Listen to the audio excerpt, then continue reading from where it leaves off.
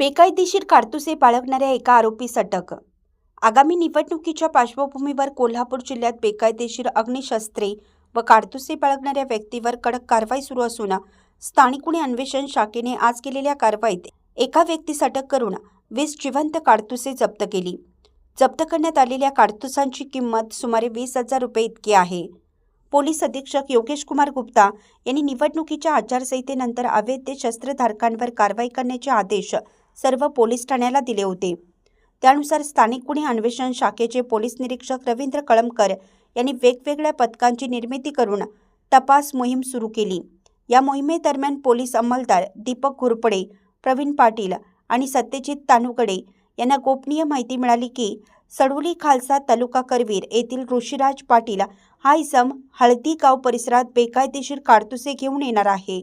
या माहितीनुसार पोलीस उपनिरीक्षक शेष मोरे यांच्या नेतृत्वाखाली पथकाने कोल्हापूर राधानगरी रोडवरील हॉटेल गोकुळ येथे सापळा रचला। आज दुपारी त्या ठिकाणी संशयित इसम दिसताच त्यास ताब्यात घेऊन झडती घेतली असता त्याच्याकडे 20 जिवंत कारतुसे आढळून आली।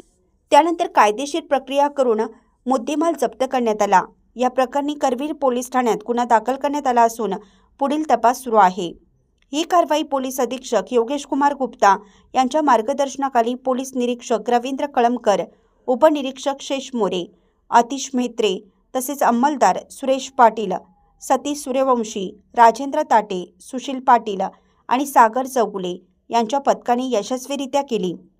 अशा बातम्या पाहण्यासाठी लोकहिरा न्यूज चॅनलला सबस्क्राईब करा, लाईक करा, शेअर करा आणि www.lokhiranews.com या संकेतस्थळास भेट द्या। धन्यवाद।